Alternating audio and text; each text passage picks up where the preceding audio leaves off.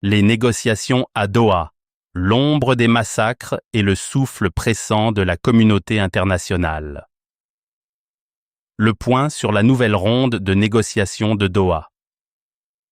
Au cœur des négociations de Doha, le dossier des libérations de prisonniers par le M23 AFC reste un nœud gordien tendu par des accusations croisées et un cruel manque de confirmation qui sape la confiance et freine les avancées.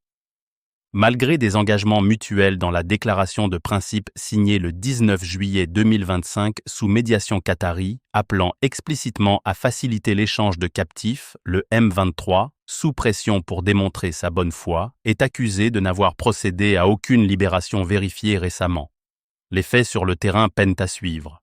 Des sources pro-M23 sur les réseaux sociaux, souvent alignées sur des narratifs rwandais, affirment des gestes de bonne foi avec des libérations déjà effectuées, contrastant avec l'immobilisme présumé de la RDC. Pourtant, ces allégations manquent cruellement de détails, pas de date précise, pas de nombre confirmé, ni de mécanismes clairs comme des remises via intermédiaires internationaux ou sous supervision de l'ONU. Aucune source fiable ne corrobore ces libérations en 2025, se focalisant plutôt sur les exigences du M23 et les violations du cessez-le-feu humanitaire, d'ailleurs ébréché depuis son entrée en vigueur le 5 juillet. Les évolutions récentes amplifient ce blocage persistant. Le M23 conditionne sa pleine participation au talk à la libération par Kinshasa de plus de 780 détenus revendiqués comme siens, transférés vers Goma sous son contrôle depuis janvier 2025. Du côté du gouvernement congolais de Félix Tshisekedi, pas de concession massive. Kinshasa rejette une libération immédiate, préférant des amnisties au cas par cas dans un accord final de peur que ces détenus ne gonflent les rangs rebelles.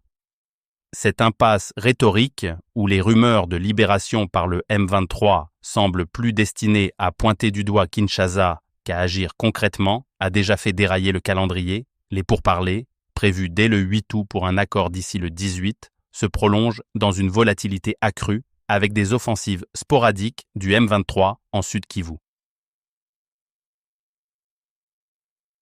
Mais un nouveau vent de pression diplomatique pourrait bien secouer cette stagnation. La récente réunion du Conseil de sécurité de l'ONU, le 22 août 2025, saisie par les États-Unis suite à la dénonciation de massacres en aide de la RDC, injecte une dose d'urgence internationale.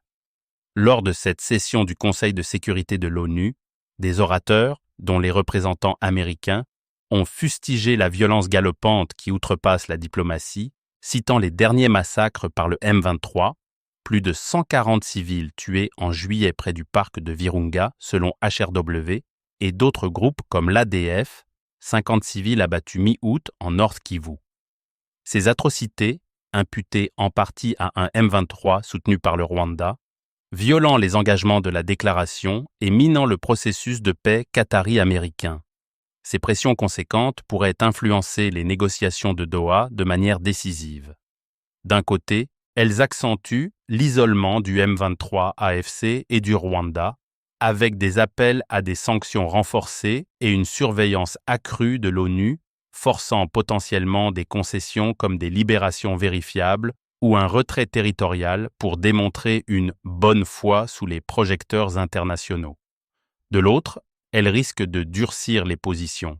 Kinshasa pourrait exploiter ces condamnations pour exiger plus, tandis que le M23, se sentant acculé, pourrait suspendre les talks ou intensifier les hostilités.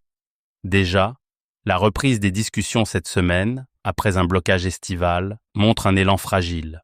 Un projet d'accord partagé par le Qatar a reçu des réactions positives, mais la volatilité sur le terrain, 7 millions de déplacés, 27,8 millions en insécurité alimentaire, il ne faut jamais l'oublier, amplifie l'enjeu. Sans preuves tangibles ni progrès mutuels sur les prisonniers, cette question empoisonne les négociations, risquant de raviver les flammes d'un conflit dévastateur. Le Qatar prépare une nouvelle ronde de négociations et propositions, mais sous l'ombre du Conseil de sécurité, ces pourparlers pourraient basculer vers un pacte forcé ou un échec retentissant. Le conflit congolais n'a jamais été aussi inflammable et sous les projecteurs de l'opinion internationale. Eugène Diomine Dongala. démocratie chrétienne.